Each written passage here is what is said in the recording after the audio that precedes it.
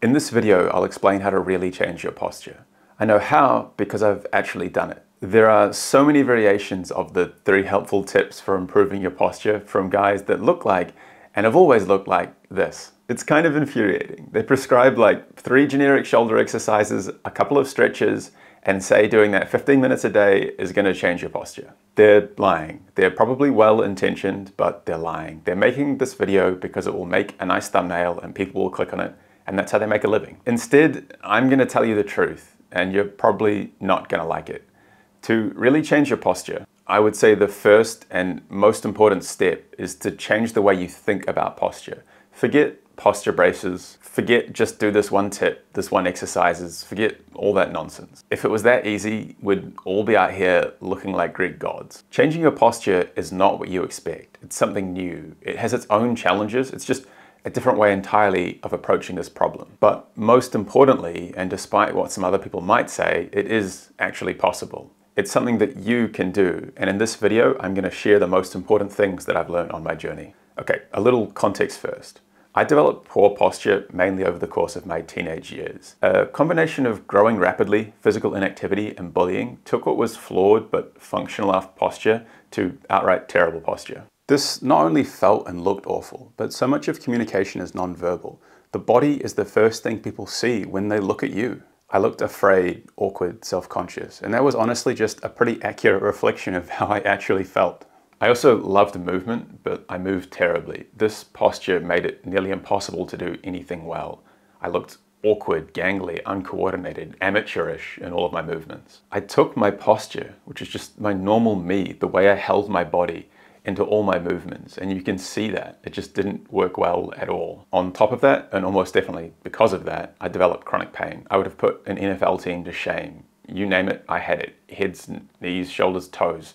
Not toes, but you get the idea. And all of this combined into a drive, a desire to fix this and find a solution. And so I did, and this is what this video is. So the first thing to understand is that fundamentally the best way to improve your posture is to sit, stand, walk with better posture for as much of the day as you can. This is easier said than done. There are 2 major obstacles to doing this. 1, defining what good posture is. There is no point spending a vast amount of time and effort to stand in a different, incorrect posture. This step might be the hardest to convey in this video because literally everyone is built different, and different in terms of how they deviate from what would be a biologically ideal way of standing, sitting, given their unique body. But fortunately, there are principles we can use as guidance when moving towards this correct what, but this is really important to get right. There's just no point putting an effort to change to another non-good thing. And 2, it can seem really hard to do a new thing all day, every day for months, potentially years at a time. It can just seem like an almost impossible amount of effort, especially in the context of your life already, kids, school, work, whatever else is on your plate. And fortunately, there is a solution to this too. But let's start first with the what part of this. What is correct posture? Posture can be understood like this. Gravity is a force pulling our bones into the ground. They can't stand up on their own. They need muscles to support the structure to keep it upright. This is support, the muscles we are using at any given moment, and this is one half of posture. And the other half is the position of the bones themselves. Certain positions are harder to support than others. Think about the amount of force pulling down on this bar here. At vertical, it's evenly balanced, but the further it deviates from that point, the bigger the forces pulling down on it become. This is analogous to what happens in your body. If a bit of you sticks out, it gets heavier. An easy example of this is your head. If your head sticks out, you need to use more effort, more muscles to support its weight. And this is position, the second half of posture. For good posture, we want an ideal combination of position and support. The ideal here is the most efficient and the most stable. This is the center position.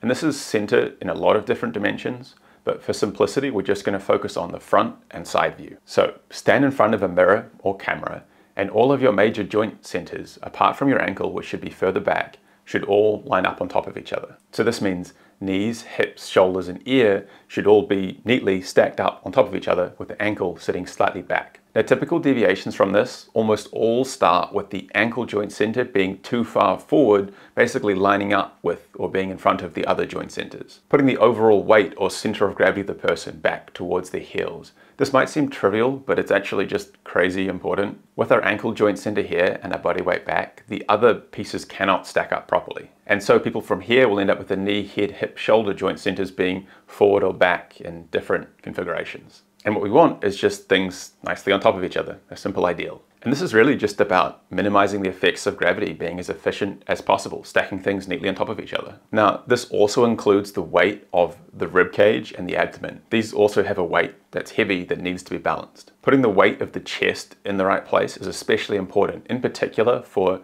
the shoulders, upper head and neck position, which is what people often think about when they think about posture. However, fixing this chest position will almost always require stabilizing the hip position first. This is usually done by rotating your belt line to flatter, tucking your bum underneath you. Don't do this by just bending your knees a whole bunch. The muscles you're going to have to use are your bum and your abdominals for support, much more than people typically do. This is often going to go with moving your whole weight further forward on that ankle joint. And then with this foundation, you can move your rib cage using your breath. This is a fantastic cue to facilitate the movement we're looking for. It's really important that as you use your breath to move your rib cage, you don't want to do this at the expense of stacking anywhere else. So don't, in particular, lose your low back. Don't worry about pulling your shoulder blades back, move your rib cage instead. Cage is a terrible name. It's actually super dynamic and flexible, so just think move ribs. There is actually a lot of variation in how people can not stack up well. So if you're not sure, take videos and photos and draw dots on your joint centers and really pay attention to this. Make sure you get the ankle joint center right, in particular, moving weight further forward on your feet.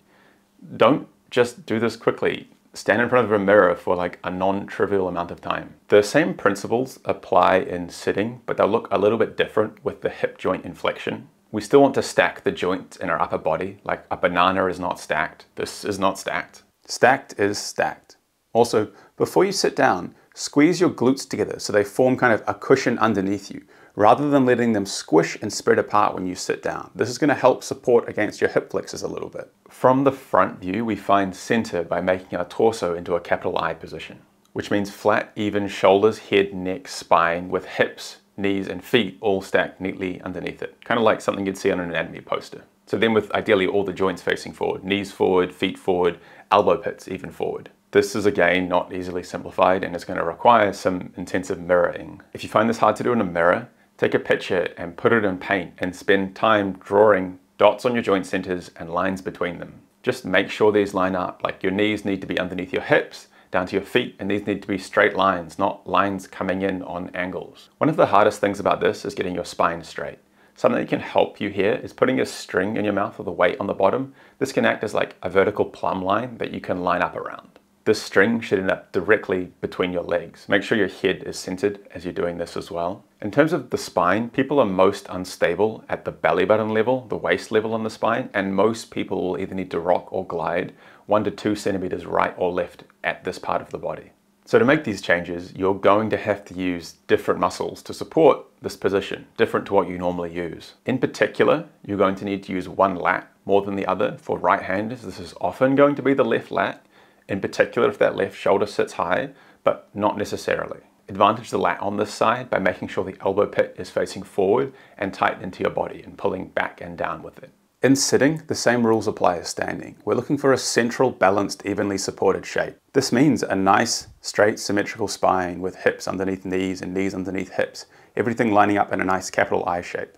Most people will typically rock right or left at the belly button level, the same as standing. And this will often be disguised by one shoulder resting slightly higher than the others, making it appear that the shoulders are relatively even in this position. You can tell which direction you rock in by asking which hand you'd rather rest your head in if you were sitting down or just chilling.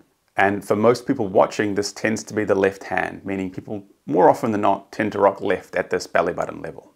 But this is not necessarily the case, so pay attention and really try and work out what it is you're doing. Getting this straight is really important. Don't just gloss over this. The other big thing to be aware of in sitting is which butt cheek ends up with more weight on it, your right or your left. People will typically aim with one when they're sitting down. So in this example here, you can see the left hip is coming down to the ground first, and that's the one that's going to end up with more weight on it.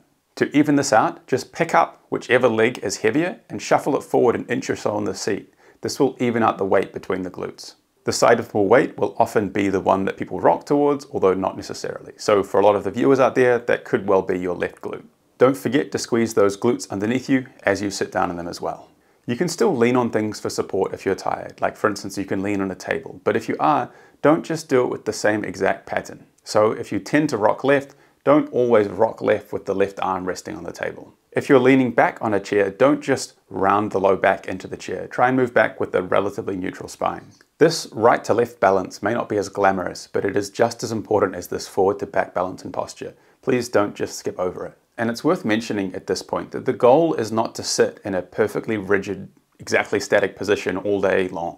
Like, you can still move, and moving all the time is actually encouraged and really good for you. It's just about where do you go back to? What do you consider normal? Most people's normal is very, very unevenly balanced and not a well-supported position. Working on your posture is just about getting a better normal. Okay, so assuming you've done these corrections and you've done them well, you've changed your position and you've changed your support, you've changed your posture. Nice work. Now, try and tone down the amount of energy required to do this, but keep the position and the support same. Relax in position. Now, before I move on to the second half of this video, the how you do this part, it's worth mentioning that this what to do section could be 50 times longer and still not cover everything that's helpful to know.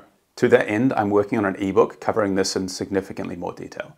The link to that will be down in the description. Sign up to the mailing list to find out when this is out, or maybe get it right now if you're in the future. If you're really interested in a huge detailed breakdown of this, I would really recommend checking it out. But even so, what I've said here already has a lot to it. These aren't trivial tips that you should just skim over. Take your time and really try and understand what is going on in your own body. You've just got the one. Imagine not knowing which one of your shoulders is always higher, or which one of your feet is heavier all day, every day. Okay, now back to the second problem, how you go about actually doing this part. So let's say you can, under ideal conditions in front of a mirror, improve your posture to something better. How do you then do this daily, consistently, over however long is needed? The way we conceptualize this problem is really important. We could think about this like a strength and mobility issue, and to some extent that is true. Most people's glutes could be stronger and hip flexors longer, but thinking about it from this context primarily is deeply unhelpful. There are plenty of people out there with sufficiently strong glutes and mobility, but still have extremely mid posture. This is primarily a wiring issue. It's just the way we very arbitrarily, as a 3-year-old, got to the movement objective we desired to stand up and walk about. From this point on, very little refinement is done. In fact, often much the opposite happens. To have better posture, we need to rewire, to use different muscles, to rest in these positions. These wiring patterns need to be reinforced and the old ones disused. The most effective way to do this is just repetition. Sitting, standing, walking better for as many days in a row as you can. Repeated over a time scale of months and potentially years. This just changes the way our nervous system puts itself together. Now, to actually do this, there are several things you can do to help. Some psychological strategies, behaviors, ideas, and common pitfalls to avoid. I'll do my best to tell you everything of value that I've learned about this, starting with these 7 behaviors/ideas listed in order of importance. 1. The best how is the correct what. I spent a lot of time talking about the what, and I could have spent a lot more. Doing this right will ultimately make the whole thing work. Doing this wrong will make it ineffective. So just spend time here. If you think you've got this right after 10 minutes in the mirror, you don't. Don't just tense everything and hope for the best. You need to do a lot better than that. There is subtlety, nuance, and understanding in every component of these adjustments, and I'm still learning things myself to this day about this aspect of posture. 2. Don't force yourself. That's not how this works. What you need to do instead is notice how your body feels right now before you've adjusted anything.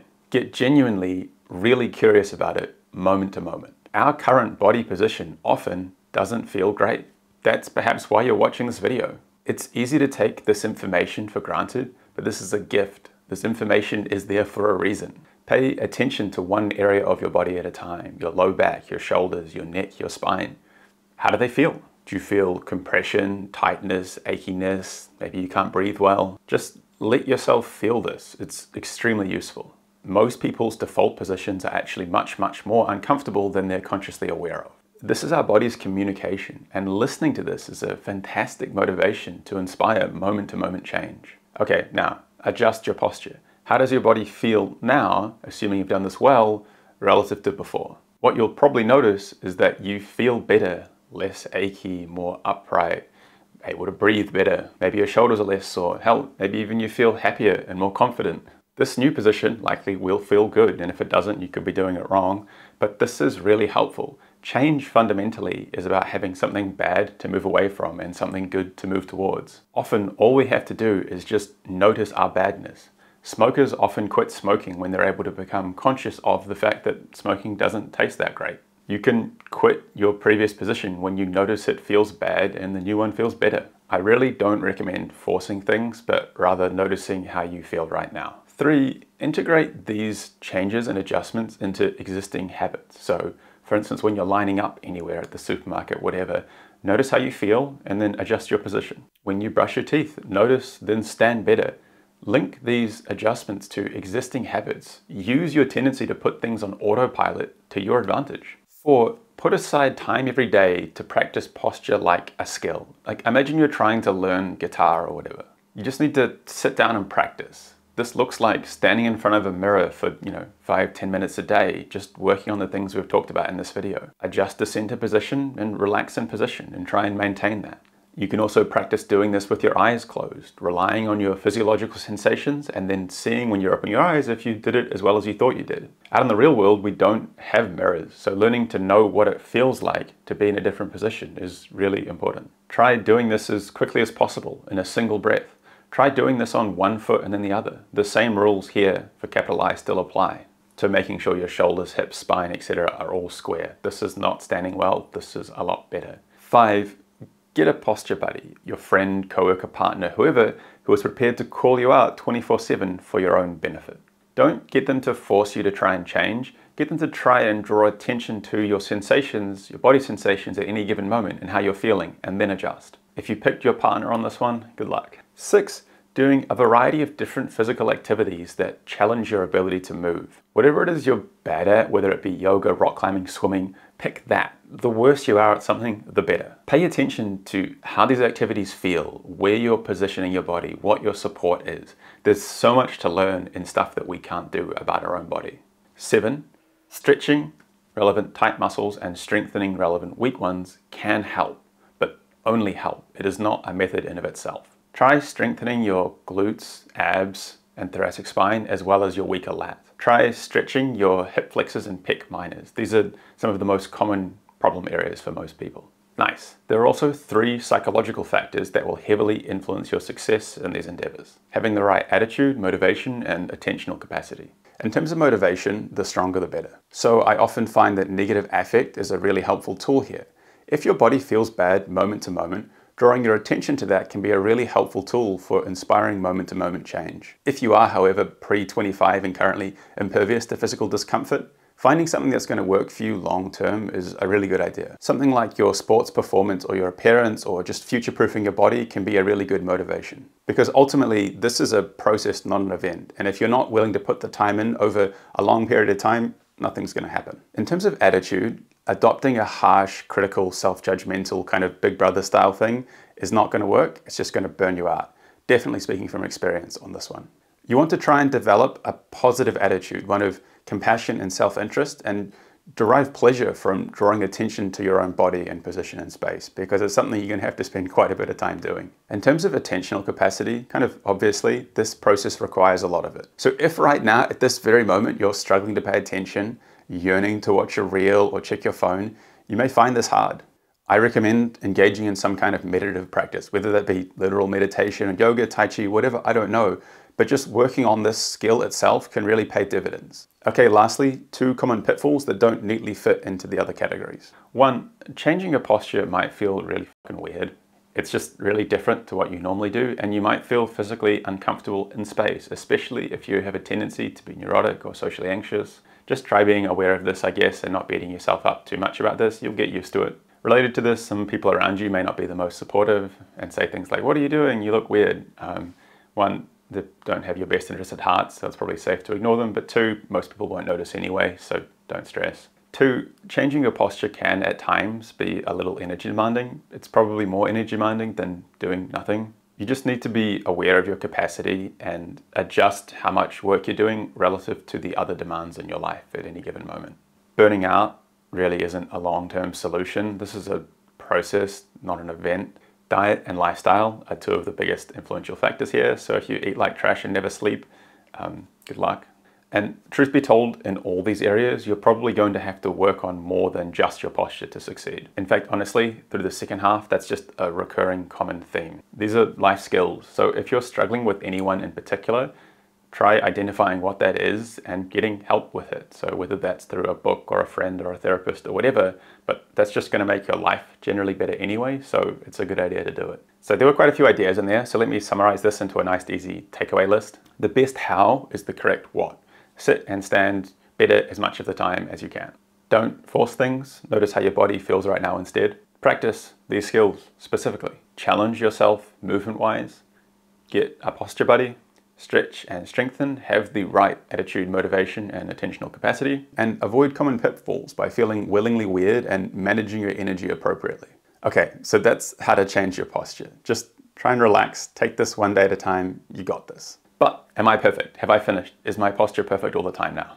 And the answer, unfortunately, is the same as any other skill you can learn. If you've ever learned a language before or played a sport, you'll understand what I mean by this. Sure, you might be good and improving and better than you were a year ago, but the process is not just some beautiful linear uphill thing. There is always more to do. You'll always have weaknesses. You may feel like a fraud and like, what? I can't believe I'm so bad today. But this journey should be on average going up over time. If it's not, that's a good indication you're just not doing the right thing yet. So what will changing your posture do for your movement, pain, life, etc.? Well, I made a video about this entirely. You can watch it here, but basically for me, it kicked ass. It changed my life. I used to suck at movement and everything, and now I don't. I can do jumps good.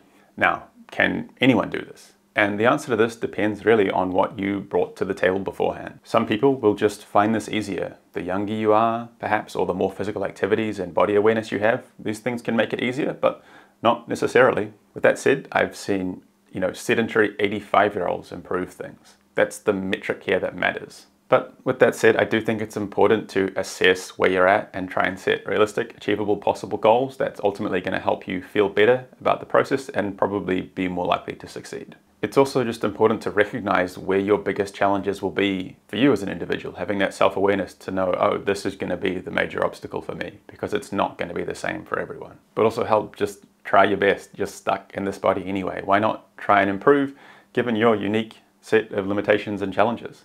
And also, I did this and I'm just a regular guy and you're a regular person too. I think this is something that's definitely achievable. Thanks a lot for watching. If you'd like to support me and yourself, get my book. It might be out or it might not be. Either way, link is in the description. Anyway, I really appreciate the support regardless. Thanks for watching to the end of the video. You're the best. Peace out.